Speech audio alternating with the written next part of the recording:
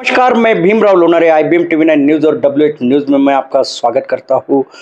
हमारे इस दोनों चैनल की ओर से हम एक खास मुलाकात लेते हैं। आज हमारे साथ में बलराम जी भदौरिया जी है, जो अखिल भारतीय कांग्रेस सेवा दल के सचिव है और कर्नाटक के प्रभारी है।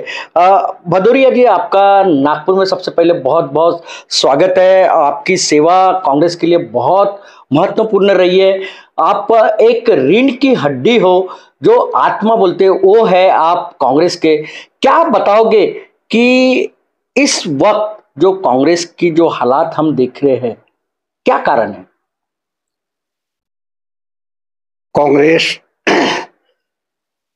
विषमकालीन परिस्थितियों से गुजर रही है। राजनीति में उतार चढ़ाव आता रहता है। ये कोई जरूरी नहीं है कि एक ही पार्टी का वो हो, क्योंकि कांग्रेस ने जिस लोकतंत्र की स्थापना की थी गांधी और नेहरू के नेतृत्व में, उसी लोकतंत्र के तहत दूसरे लोग आज सत्ता में हैं। क्योंकि कांग्रेस लोकतंत्र विचारधारा को मानती है, देश की आजादी की लड़ाई को मानती है। तो जनता का जो निर्णय होता है कांग्रेस हमेशा मानती आई है। और देश में अगर लोकतंत्र जिंदा है तो कांग्रेस की वजह से जिंदा है। नागपुर शहर कांग्रेस सेवा दल का उद्गम स्थल है। सेवा दल की स्थापना का प्रादुर्भाव नागपुर जेल में हुआ था। किस प्रकार से हुआ था? 1923 में झंडा सत्याग्रह चल रहा था, जमनालाल बजाज जी के नेतृत्व में। देश के विभिन्न प्रांतों से बड़े बड़े नेता नागपुर जेल में अपनी गिरफ्तारियां दी। कोई भी आदमी सिविल लाइन से झंडा लेकर नहीं निकल सकता था, तो झंडा सत्याग्रह के नाम से मशहूर हुआ। इसमें विनोबा भावे आए, डॉक्टर हार्डिकर अमेरिका से उच्च शिक्षा प्राप्त करके आए, वो भी आए, एक जत्था लेकर के आए। सरदार पटेल, बड़े बड़े नेताओं ने अपनी गिरफ्तारियां दी झंडा के सत्याग्रह में। डॉक्टर हार्डिकर ने देखा कि जेल में लोग माफीनामा लिख करके बाहर आ रहे हैं, तो उन्होंने कहा यह आजादी की लड़ाई कैसे लड़ी जाएगी जब तक इसके लिए, देश की आजादी की लड़ाई के लिए युवकों को प्रशिक्षित नहीं किया जाएगा, जन जागृति नहीं हो पाएगी, तब आजादी की लड़ाई जीती नहीं जा सकती। राष्ट्र सेवा मंडल में एक समान विचारधारा वाले लोगों की दिल्ली में बैठक हुई। मौलाना आजाद जी से डॉक्टर हार्डिकर ने चर्चा की, तो उन्होंने कहा पंडित नेहरू का सहयोग दीजिएगा, उनके सामने अपनी बात रखिएगा। डॉक्टर हार्डिकर 14 नवंबर 1923 को इलाहाबाद गए और पंडित जवाहरलाल नेहरू से मुलाकात की और उनके सामने अपना विचार रखा कि हम ऐसा संगठन बनाना चाहते हैं। नेहरू जी ने अपनी सहमति दी। काकीनाडा अधिवेशन में 1923 में एक बैठक हुई राष्ट्र सेवा मंडल के नेतृत्व में। नेहरू जी ने उसकी अध्यक्षता की और डॉक्टर हार्डिकर को उसका संस्थापक सचिव बनाया गया। कांग्रेस अधिवेशन में सेवा दल की स्थापना का प्रस्ताव रखा गया। उस प्रस्ताव को श्रीमती सरोजिनी नायडू ने रखा। सरोजिनी नायडू जी का दर्जा सेवा दल की माता के रूप में दर्जा है।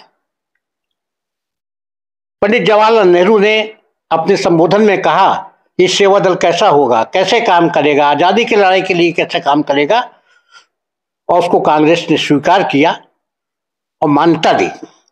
हिंदुस्तानी सेवा दल की स्थापना हुई। 1923 में हिंदुस्तानी सेवा दल की स्थापना हुई। 1924 में बेलगांव का अधिवेशन हुआ।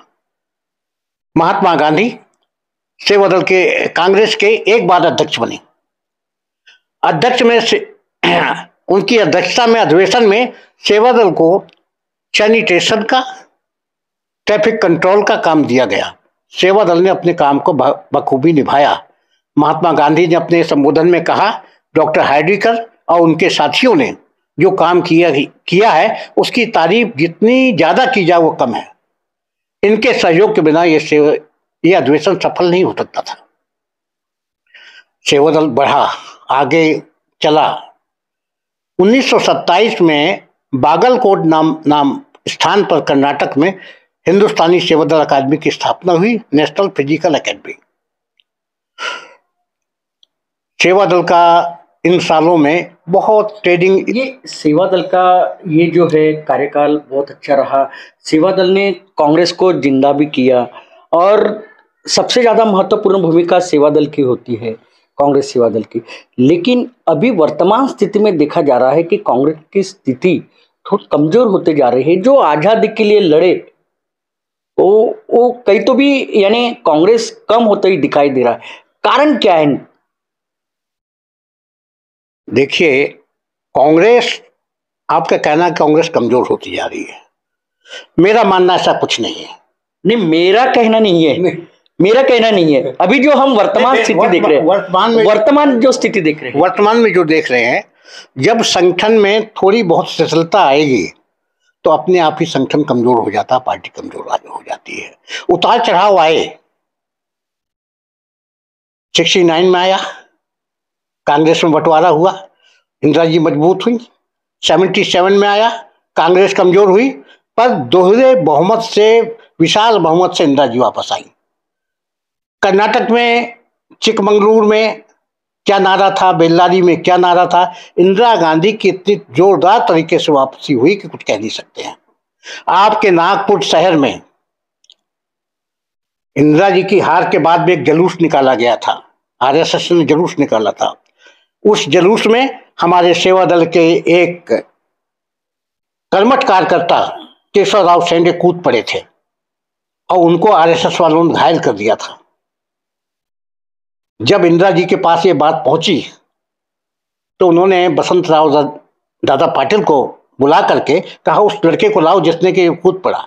उससे पूछा, तुम क्यों कूद पड़े, उनकी संख्या इतनी थी, तुम अकेले थे। उसका उत्तर था कि वो मेरी माँ के खिलाफ कोई कहेगा तो मैं सहन कैसे करूंगा। ये सेवा दल की कर्मठता का सवाल है। बराबर बोले आपने, मैं ये बात आपकी सही है। लेकिन अभी जो भारत जोड़ो यात्रा जो निकाली गई राहुल गांधी जी के नेतृत्व में, और काफी उनको यानी सफलता भी हुई, वो सफल रैली हुई वो भारत जोड़ो यात्रा, और उनको प्रोत्साहन भी काफी मिला, लोगों का सहकारी भी बहुत मिला। क्या लगता है आपको 2024 का जो चुनाव है, कितनी यानी कांग्रेस कितना यानी देश में सत्ता पे आ सकती है क्या, यानी मिलजुल के? देखिए, भारत जोड़ो यात्रा, कितना फायदा होगा उसका? भारत जोड़ो यात्रा कांग्रेस के इतिहास में आजादी के आंदोलन की तरह पुनः परिलक्षित हो रही है। कांग्रेस से जो जनसंवाद खत्म हो गया था, उस जनसंवाद को राहुल गांधी जी के नेतृत्व में जोड़ा गया। मैं कर्नाटक में रहा, कन्याकुमारी से यात्रा चालू हुई, मैं तेलंगाना का रहा, मैंने देखा सुबह 6 बजे से निकलते थे और रात को यानी यात्रा वो होती थी, फिर सुबह 6। लेकिन विरोधियों ने काफी आरोप प्रत्यारोप भी किए। देखिए, जिस चीज की आलोचना नहीं होती है तो वो तो आलोचना तो होनी है। आलोचना का परिणाम ये होता है, जो आदमी क्रांति लाता है उसकी आलोचना की जाती है, और जब परिणाम आता है तो अपने आप वो आलोचना समाप्त हो जाती है। मेरा मानना यह है कि कर्नाटक का चुनाव देश की दशा और दिशा निर्धारित करेगा। अच्छा, अभी जो कर्नाटक का जो चुनाव है, आप वहां के प्रभारी भी हो जी, कर्नाटक के, तो क्या लगता है आपको, क्या स्थिति रहेगी कर्नाटक के चुनाव की? मेरा मानना यह है कि कर्नाटक के चुनाव के अंदर कांग्रेस की जोरदार वापसी होगी, और कांग्रेस की जोरदार वापसी ही नहीं, कर्नाटक का चुनाव कांग्रेस की दशा और दिशा निर्धारित करेगा। लेकिन जो मीडिया में बताया जा रहा, मोदी जी की रैली, अमित शाह जी की रैली, यानी भाजपा की जो बताया जा रहा है और मीडिया में जो दिखाया जा रहा है कर्नाटक के चुनाव को लेकर, विधानसभा चुनाव को लेकर, आपको क्या लगता है? मैं क्या कहूं, मैं तो एक छोटा सा उदाहरण दे रहा हूं। कर्नाटक चुनाव में राहुल गांधी के प्रभाव को देखते हुए भाजपा में भगदड़ मच गई है। भाजपा के पूर्व मुख्यमंत्री जगदीश शेट्टर कांग्रेस में आ गए हैं, उप मुख्यमंत्री भी आ गए, विधायक भी आ गए हैं, और एक पार्टी का जो उनका वो कांग्रेसी विचारधारा को समाहित कर रहा है अपने में, कांग्रेस में वो कर रहा है। तो मेरा मानना तो ये है कि चाहे मोदी जी आए, चाहे अमित शाह जी आए, लेकिन कर्नाटक के चुनाव में कांग्रेस की वापसी को रोक नहीं सकती है। आज मीडिया जो दिखा रहा है, मोदी जी की कमजोरियां क्यों नहीं दिखा रहा है? आपके महाराष्ट्र में अमित शाह की मीटिंग में जो लू से लोग मर गए, उनमें मानवीय संवेदनाएं कहाँ की गई? अमित शाह जी कह रहे हैं कि यदि कांग्रेस आ जाएगी तो देश में यानी आपके आतंकियों का वो संगठन बन जाएगा, देश का प्रभाव हो जाएगा।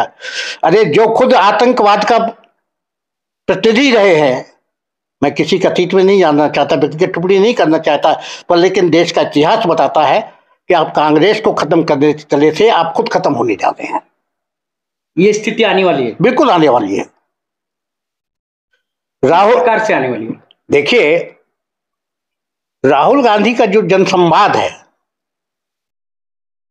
भीड़ आ रही है, बूढ़ा आ रहा है, बच्चा आ रहा है, गले लग रहा है, उनसे क्वेश्चन किए जा रहे हैं, वो कर रहे हैं, और लोग अपने आप आ रहे हैं, किसी को बुलाया नहीं जा रहा है, यात्रा निकल रही है, गांव से लोग आते हैं, शामिल हो जाते हैं।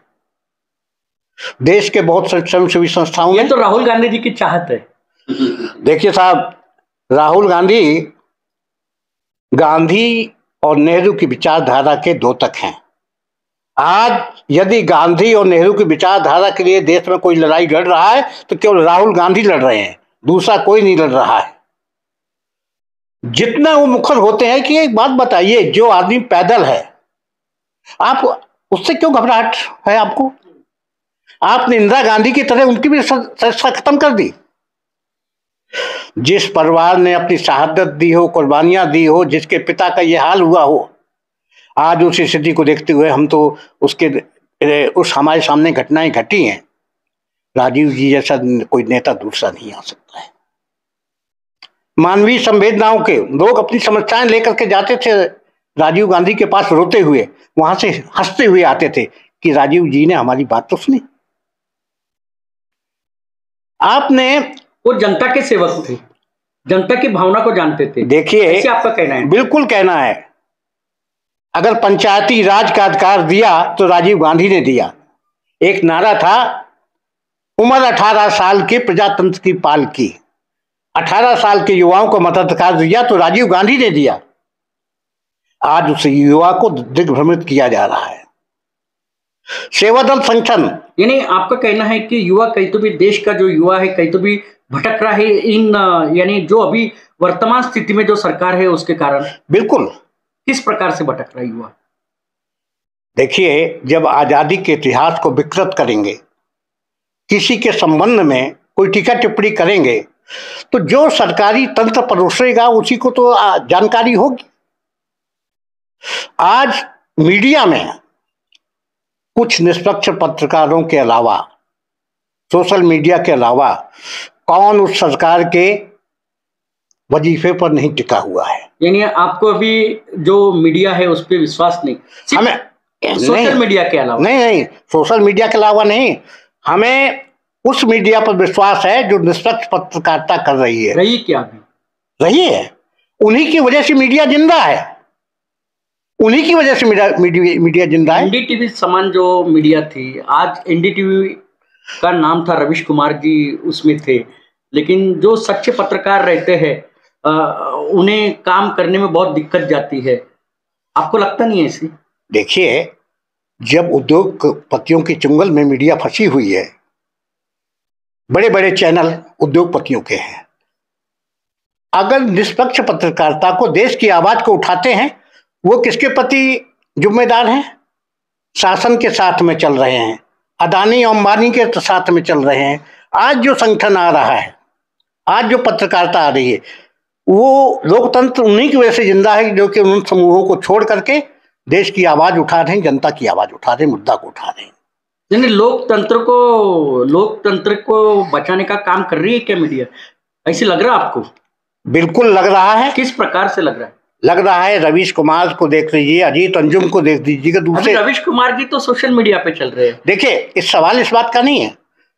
सोशल मीडिया, सुनिए, चाहे सोशल मीडिया हो चाहे प्रिंट मीडिया हो, मीडिया तो मीडिया है, संवाद तो पहुंच रहा है कि नहीं? आप मानते ना कि आज अगर देश को अगर बचाने का काम कोई अगर कर रहा है तो सोशल मीडिया ही कर रहा है?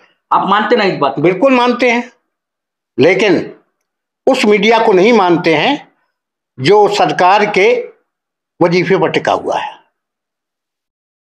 महाराष्ट्र की घटना को इतने आदमी लू में मर गए, मीडिया ने कितना हाईलाइट किया। कर्नाटका के चुनाव की वास्तविक स्थिति नहीं आ रही देश के सामने। सोशल मीडिया पे बहुत काफी चर्चा हुई, ये लोग जो मर गए मुंबई में, जो धूप के कारण, भगदड़ के कारण मर गए, तो सोशल मीडिया ने सबसे ज्यादा इस खबर को दिखाया। और राहुल गांधी की जो भारत जोड़ो यात्रा थी वो भी सोशल मीडिया ने दिखाया सबसे ज्यादा। और कर्नाटक के चुनाव के बारे में भी सोशल मीडिया में चर्चा है। जी, क्या लगता है आपको कि प्रिंट मीडिया और इलेक्ट्रॉनिक मीडिया जो मुख्य प्रवाह पे जो मीडिया है वो कई तो भी देशवासियों को भ्रमित कर रहे हैं, ऐसे आपको लगता है? इसमें बहुत ज्यादा सत्यता है ये, लेकिन देश के लिए चिंताजनक नहीं लगता? देश के लिए, लोकतंत्र के लिए चिंताजनक है। देश से जिस दिन गांधी और नेहरू की विचारधारा खत्म हो जाएगी, देश के लोकतंत्र की विचारधारा गांधी और नेहरू के विचारों पर टिकी हुई है, जिस दिन ये विचारधारा खत्म हो जाएगी उस दिन देश खत्म हो जाएगा। हमें चिंता है कि देश खत्म ना हो। चौथा स्तंभ बिक गया ऐसे लगता है आपको? नहीं, बिका नहीं है, दबाव में है। किस प्रकार से? जैसे कि रवीश कुमार ने एनडीटीवी छोड़ी। एक सैंपल ले लीजिए, जो आदमी निष्पक्ष बात कर रहा है उसको छोड़ने के लिए मजबूर क्यों होना पड़ा? जो खरीदा गया एनडीटीवी या दूसरी चीजें हुई, किस प्रकार हुई? मेरा मानना तो यही है। मेरा एक आखिरी सवाल, कर्नाटक का चुनाव है, आपने कहा कि कांग्रेस की वापसी होगी, क्या 2024 में देश में बदलाव आएगा? बिल्कुल आएगा। आंधी आए चाहे तूफान आए, पर बदलाव होगा। हिटलर का एक टाइम में नाम था, पूरी दुनिया को आतंकित किया होता। हिटलर का भी शासन खत्म हो गया। इस देश में नाजीवादी संगठन देश को चला रहे हैं इस वक्त। और मेरा मानना यह है कि ये सब स्थिति जो काले बादल है ये खत्म हो जाएंगे और पुनः गांधी और नेहरू की विचारधारा कायम हो जाएगी। जय हिंद, वंदे मातरम।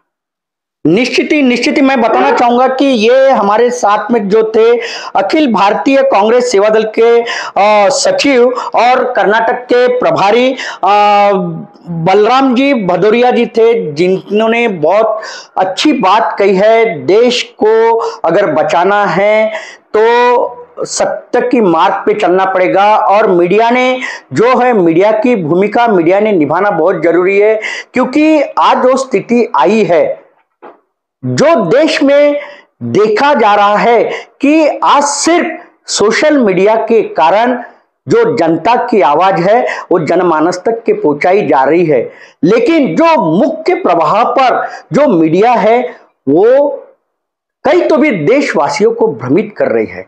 अभी मैं बताना चाहूंगा आपको कि कर्नाटक के चुनाव है, कर्नाटक के चुनाव में एक बदलाव सा आएगा, कांग्रेस फिर मुख्य प्रवाह में आएगी। उसी प्रकार 2024 में विधानसभा और लोकसभा का भी चुनाव है। मैं खास करके लोकसभा के चुनाव की बात करूंगा।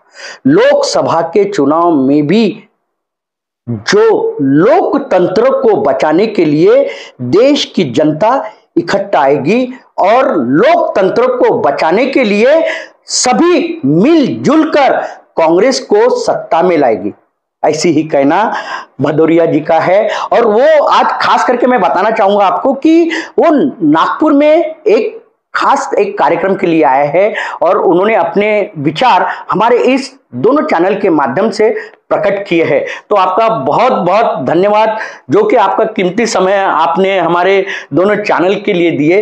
तो मैं बताना चाहूंगा कि हमारा ये जो कार्यक्रम था ये खास कार्यक्रम था, और ऐसे खास कार्यक्रम में एक विशेष अतिथि हमारे साथ में रहते हैं, और विशेष अतिथियों का जो विचार है हम दोनों हमारे इस चैनल के माध्यम से जनमानस तक के पहुंचाते हैं। तो हम फिर एक विशेष अतिथियों के साथ में मिलेंगे। तो आप देखते रहिए IBM TV9 news, WH news. हमारे चैनल को लाइक कीजिए, सब्सक्राइब कीजिए, आइकॉन बेल बटन दबाना न भूलें। धन्यवाद, नमस्कार, जय हिंद।